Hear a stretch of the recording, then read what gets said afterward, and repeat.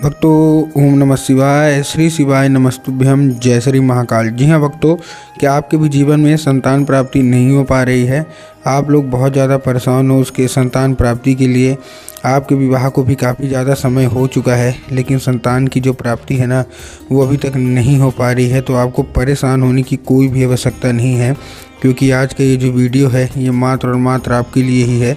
अगर आपने आज का ये वीडियो और आज का ये उपाय है वो अच्छे तरीके से सुन के और अच्छे तरीके से कर लिया, तो अवश्य रूप से संतान की जो प्राप्ति है वो अवश्य रूप से होगी ही होगी। क्या करना है, कैसे करना है, पूरा का पूरा मैं आपको बताने वाला हूँ और अच्छे तरीके से आपको समझाने वाला हूँ। तो बस एक एक चीज़ ध्यान से सुन के और एक एक उपाय ध्यान से समझ के अच्छे से करिएगा ज़रूर।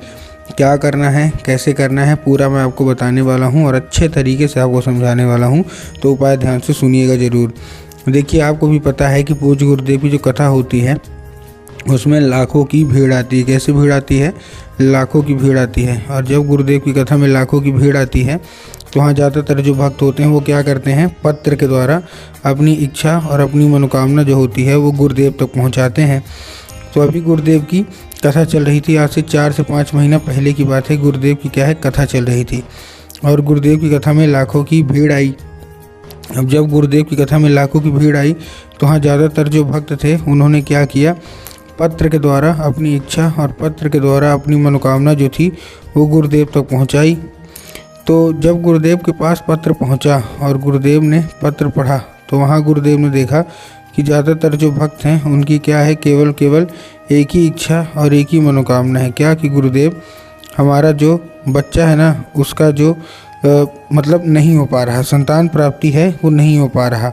हमने बहुत ज़्यादा प्रयास कर लिया, बहुत ज़्यादा डॉक्टरों को भी दिखाया, बहुत ज़्यादा दवाइयाँ भी करवा ली, हर एक चीज़ करवा लिया, लेकिन फिर भी संतान की जो प्राप्ति है ना वो नहीं हो पा रही। कृपया करके कोई उपाय बता दें ताकि हमारे जीवन में जो है वो संतान की प्राप्ति जो है ना वो हो जाए। हम बहुत ज़्यादा परेशान हैं।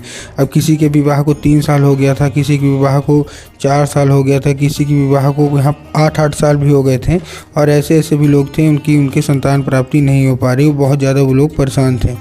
तब गुरुदेव ने 203 उपाय बताए और कहा केवल और केवल ये उपाय कर लेना, तुम्हारी जो भी दिक्कत समस्या है संतान प्राप्ति के लिए अवश्य रूप से संतान प्राप्ति जो है वो होगी ही होगी। अब जब गुरुदेव ने उपाय बताया तो लोगों ने जा जाके इस उपाय को घर में करना शुरू कर दिया।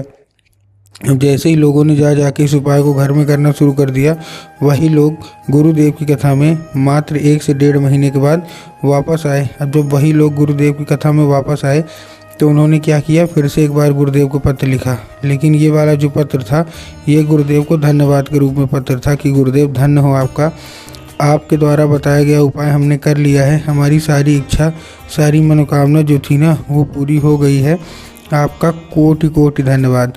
तो देखिए, जो लोग भी मेरी आवाज़ सुन रहे हैं ना, अगर आपकी भी यही मनोकामना है कि आखिर ऐसा कौन सा उपाय है जिसको करने मात्र से इच्छा मनोकामना जो है वो पूरी हो जाती है, तो चलिए हम बताते हैं आपको आज की इस वीडियो के माध्यम से कि आपको करना क्या है। तो बस उपाय ध्यान से सुन के अच्छे से करिएगा ज़रूर। लेकिन अगर आप चैनल पर पहली बार आए हैं और आवाज़ मेरी पहली बार सुन रहे हैं तो वीडियो कर दें लाइक और चैनल को भी कर लें सब्सक्राइब, ताकि पूजनीय पंडित प्रदीप जी मिश्रा के रोज़ नए उपाय जो कि मैं उनकी कथा से सुनता हूँ, श्रवण करता हूँ, सबसे पहले मैं आपको प्राप्त करा सकूँ। ठीक, तो देखिए, जो हमारा सबसे पहला उपाय है, इस उपाय में आपको करना क्या है, ठीक ना। देखिए, जो हमारा सबसे पहला उपाय है, इस उपाय में आपको सबसे पहले 3 काली क्या लेना है, 3 काली मिर्च लेना है और 1 धतूरा लेना है। क्या लेना है? 3 काली मिर्च और 1 धतूरा। अब देखिए, 3 काली मिर्च और 1 धतूरे में आपको करना क्या है। देखिए, सबसे पहले तो काली मिर्च और काली तिल में ना बहुत सारे लोग कंफ्यूज होते हैं कि काली मिर्च क्या है, काली तिल क्या है, हमको थोड़ा साफ साफ बताओ। तब गुरुदेव ने साफ साफ बताया है कि आपको क्या करना है, आपको लेना है केवल और केवल आपको लेना है काली मिर्च, उसके साथ साथ आपको लेना है 1 धतूरा। ले लिया।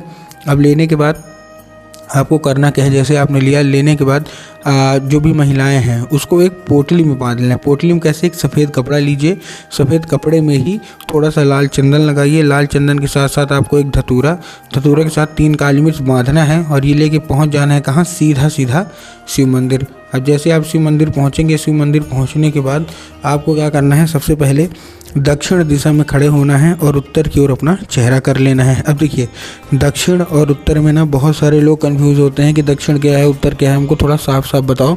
तब गुरुदेव ने साफ साफ बताया है कि आप जिस भी शिव मंदिर जा रहे हैं ना, उस शिव मंदिर का जिधर साइड जलाधारी होगा आपको अपना चेहरा उधर साइड करके खड़े हो जाना है। ठीक, खड़े हो गए।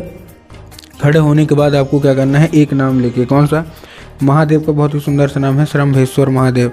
तो आपको करना क्या है, केवल और केवल श्रम्भेश्वर महादेव का नाम लेके और उन्हीं का स्मरण करके आपको चुपचाप क्या कर देना है, अर्पित कर देना है बस। पूज्य गुरुदेव कहते हैं कि अगर आपने श्रम्भेश्वर महादेव का ये उपाय कर लिया तो अवश्य रूप से सारी की सारी इच्छा, सारी की सारी मनोकामना जो है वो पूरी होगी ही होगी। और आपका जो भी बच्चा है जिसका भी मन पढ़ाई लिखाई में नहीं लगता और उसके साथ साथ संतान प्राप्ति भी नहीं हो पा रही है, तो अवश्य रूप से संतान प्राप्ति होगी ही होगी। ये था हमारा संतान प्राप्ति का पहला उपाय।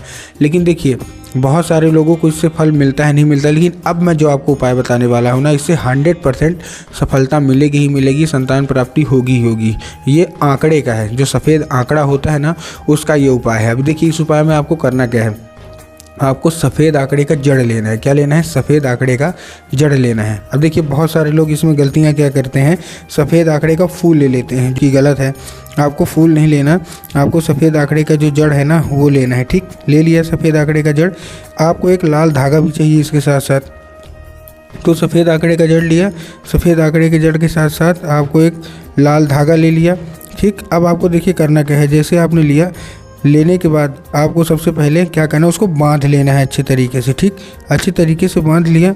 अब बांधने के बाद आपको करना क्या है, जैसे आपने बांधा, बांधने के बाद आपको लेके पहुंच जाना है कहाँ, सीधा सीधा शिव मंदिर। अब जैसे आप शिव मंदिर पहुंचेंगे, शिव मंदिर पहुंचने के बाद सबसे पहले माता शोक सुंदरी की जगह में क्या करना है, माता शोक सुंदरी की जगह में, देखिए जगह कहाँ होती है माता शोक सुंदरी की, जलाधारी के बिल्कुल बीचों बीच। ठीक, माता शोक सुंदरी की जलाधारी के बिल्कुल बीचों बीच क्या करना है, अर्पित करना है। और अर्पित करने के बाद माता से उसको औषधि के रूप में मांगना है कि माता कृपया करके हमको इसको औषधि के रूप में प्रदान करिए। अब क्या होगा, अब ये औषधि का रूप ले लेगा। ठीक, औषधि का रूप ले लिए। औषधि का रूप लेने के बाद 5 मिनट तक आपको खड़े रहना है। 5 मिनट के बाद उसको अपने कमर पे अच्छे तरीके से बांध लेना है। ठीक, कमर पे बांध लिया। कमर पे बांधने के बाद आपको करना क्या है, बस 1 से 1.5 महीने रखिए। पूज्य गुरुदेव कहते हैं कि अगर आपने ऐसा कर लिया ना तो उसका जो धागा है उसका इतना ज़्यादा प्रभाव पड़ने वाला है कि अवश्य रूप से 1 से 1.5 महीने के अंदर संतान की जो प्राप्ति है ना वो होगी ही होगी, उसको कोई भी नहीं रोक सकता। पूज्य गुरुदेव की ये उपाय बहुत ही ज़्यादा लाभदायक है। अगर आपको भी ये उपाय करना है तो अवश्य रूप से कर लीजिएगा अगर संतान प्राप्ति नहीं हो पा रही। तो उम्मीद करता हूँ वीडियो अच्छी लगी होगी। वीडियो अच्छी लगी तो वीडियो कर दें लाइक और चैनल कर लें सब्सक्राइब। मिलता हूँ अगली वीडियो में नए उपाय के साथ।